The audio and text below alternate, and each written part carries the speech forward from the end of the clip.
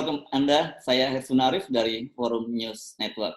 Saya kali ini mesti sedikit berhati-hati gitu, karena kalau salah saya takut dilaporkan ke polisi nih. Nasib saya bisa seperti Nikita Mirzani yang katanya akan dilaporkan ke polisi oleh Gema Puan Maharani Nusantara. Ini jadi pendukung dari Ibu Puan, Ketua DPR RI. Bung Rocky sempat baca tuh berita lagi rame tuh, lagi viral di kala anak-anak itu. Saya samar-samar ikut berita itu karena saya lebih sibuk ikuti ceramah dari Tante Lala.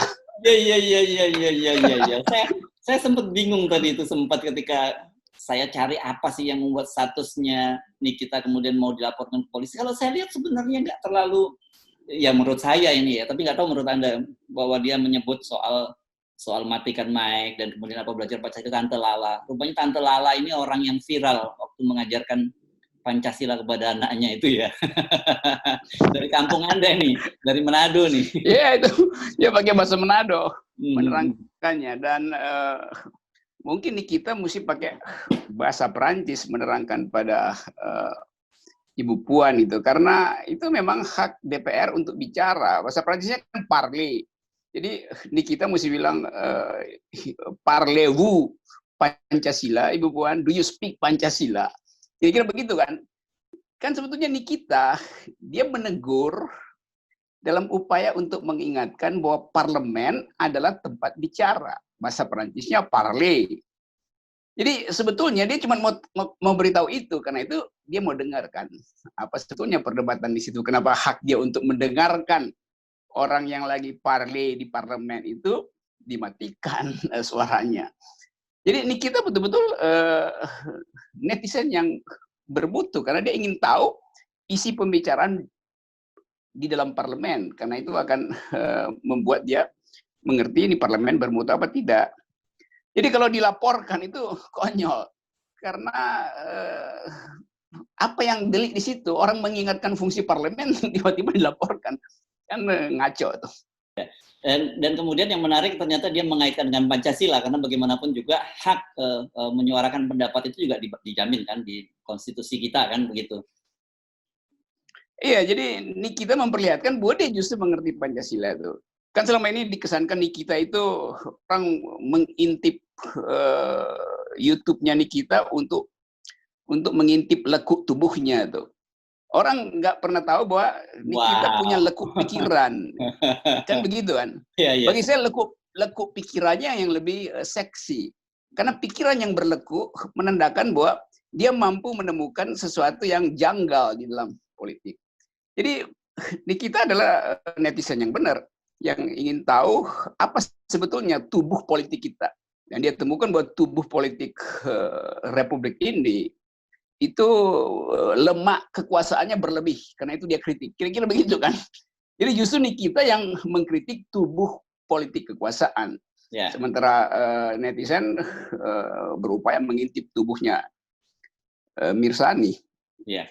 Nah, ini nggak main-main nih, katanya ada 100 pengacara yang akan menghadapi Nikita itu kan gitu. Anda dan saya juga baca udah mulai banyak juga yang stand with Nikita atau save Nikita Mirzani gitu. Oh. Apakah Anda mau nambah? Saya ikut. Anda akan ikut itu, Bung Rocky? Saya nggak akan berdiri di belakang Nikita, nggak kelihatan nanti. Atau berdiri di depan, saya akan halangi dia. Saya akan berdiri di sampingnya tuh. Oke. Stand beside. Terus Anda akan pilih stand beside Nikita gitu ya? Ya. Mantap ini. Supaya kameranya lebih terlihat itu. Ya, jadi perlu tagar nih, stand beside Nikita. Mantap. Oke. Tapi satu hal yang saya kira serius ini, Bung Rocky ya, di negara ini saya tadi baca di medsos tuh lucu-lucu juga statusnya gitu, katanya mau protes di forum resmi, mic-nya dimatikan. Mau protes di jalanan takut berhadapan dengan polisi. Tapi nanti protes di medsos itu kena undang-undang ITE. Jadi dari di mana kita akan menyuarakan hak kita lagi sebagai warga ini? Oke, akhirnya kita masuk dalam satu fora dalam perpolitikan kita hari-hari ini, di mana netizen memilih sendiri memilih sendiri ketua DPR-nya, yaitu Nikita Mirzani. Jadi Nikita itu adalah ketua DPN, Dewan Perwakilan Netizen. Karena pikiran netizen, suara netizen diwakili oleh kita tuh. Jadi sekarang ada dua ketua DPR yang di Senayan sama DPR yang di Tagar, DPR Tagar. Yang ketuanya adalah Nikita Mirzani. Ya, tiba-tiba saya ingin segera bergabung ke DPN nih kalau begitu, Bung Rocky. Alasan saya setidaknya ada dua. Satu, jelas Nikita menarik gitu. Yang kedua, mungkin saya tidak perlu melalui pemilu dulu kan untuk menjadi untuk bergabung di DPN itu ya. Nggak perlu, yang penting sebut aja Hersu dari mana, dari dapil mana, sebut aja dari dapil akal sehat, itu pasti langsung bagian dari save nih kita. Ya, dapil akal sehat dan tidak perlu money politik gitu ya. Tidak perlu takut di recall oleh ketua umum partai juga. Menarik ini saya kira ini. Dalam waktu sekejap saya kira ini DPN ini akan penuh ini anggotanya di Bung Rocky kalau Anda umumkan malam ini. Mestinya karena orang memang ingin pindah dari Senayan pergi pada parlemen jalanan. Tapi karena di jalan Pak Mahfud udah larang parlemen jalanan, jadi sekarang semua hijrah ke parlemen Nikita. Oke. Fenomena ini kan menjadi satu yang ironis menurut saya dalam negara yang menyebut dirinya sebagai demokrasi gitu. Ketika kemudian orang bingung untuk menyuarakan pendapatnya karena khawatir berhadapan dengan hukum. Itulah kan kita berupaya untuk memberi kritik pada kekuasaan soal Omnibus Law dan rentetan di belakang itu tuh. Segala macam hukum yang dianggap menghina akal sehat publik tuh. Nah, penghalangan itu akhirnya mencari outlet di luar sistem resmi, itu demonstrasi segala macam tuh. Itu yang dulu ada seorang perempuan cerdas itu di Amerika namanya Audre Lorde, seorang feminis, pejuang hak asasi manusia. Dia bilang begini, the master's house, atau dalam bahasa yang lebih positif, you cannot dismantle the master's house with master's tools, atau master's tools cannot dismantle master's house. Jadi peralatan raja tidak bisa dipakai untuk membongkar istana raja. Karena itu diperlukan peralatan dari luar.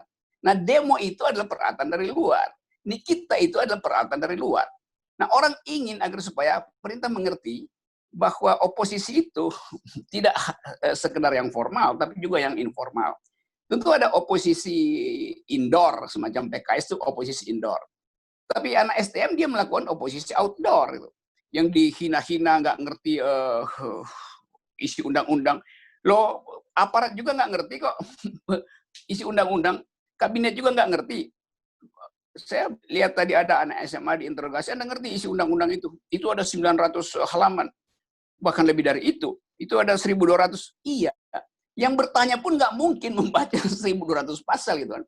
Jadi ini petugas-petugas cuma di brief untuk memperlihatkan bahwa anak-anak yang demo ini nggak tahu. Bahkan yang diperlihatkan oleh presiden juga tadi pidato panjang lebar, terus dia ucapkan semua ini baik, tapi yang baik aja yang dia perlihatkan, bukan yang buruk yang dikritik oleh masyarakat. Jadi presiden lakukan metode yang disebut cherry picking gitu, hanya memilih yang mengenakkan dia itu. Jadi soal-soal begitu. Nah, karena itu sekarang energi netizen pindah pada Nikita akhirnya tuh, karena menganggap bahwa ya sinyal tentang keburukan politik justru ditemukan melalui kecerdasan Nikita untuk menegur ketua DPR tuh. Ya. Yang ditegur tuh ketua DPR, bukan Ibu Puan. Jadi yang ditegur adalah pejabat, dan itu nggak ada delik menegur pejabat. Ya. Tetapi kan fenomena Nikita itu menunjukkan kepada kita bahwa kesadaran publik terhadap persoalan-persoalan yang bahwa bangsa ini sedang menghadapi persoalan besar itu ternyata sudah meluas gitu. Kan orang ya, selama meluas ini, dan ya betul, meluas dan mendalam itu. Ya, betul. Orang kan mungkin tidak pernah membayangkan gitu yang artis yang penuh sensasi seperti ini. Kita ternyata dia sangat peduli dengan persoalan-persoalan berbangsa dan bernegara kita. Itulah seringkali kita hanya bisa melihat orang semacam Nikita atau public figure yang sekedar bagian tertentu yang dieksploitasi oleh media massa atau yang sengaja dia tunjukkan untuk dieksploitasi. Tapi dalam bagian yang lain, Nikita itu mengendapkan seluruh kritisismenya, dan akhirnya dia dapat poinnya bahwa hak untuk bicara itu tidak boleh dihentikan, apalagi dihentikan secara teknis hanya karena nggak mau dengar ada suara orang lain gitu kan. Jadi benar-benar yang paham tentang demokrasi itulah Nikita, bukan anggota DPR yang bikin undang-undang omnibus law itu. Atau kalau saya pakai bahasa olahraga itu mirsani incorporesani itu. Di dalam tubuh yang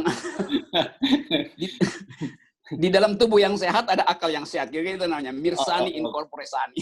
Iya, luar. Atau di dalam tubuh yang seksi ada pikiran yang seksi, sama aja tuh.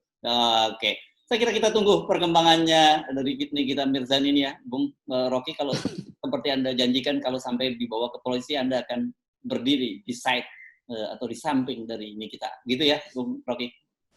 Pasti, sesama akal akan ketemu akal sehat, akan ketemu akal sehat. Jadi ini adalah komunitas akal sehat di bawah pimpinan Nikita Mirzani. Oke. Terima kasih, Bung. Salam. Ya.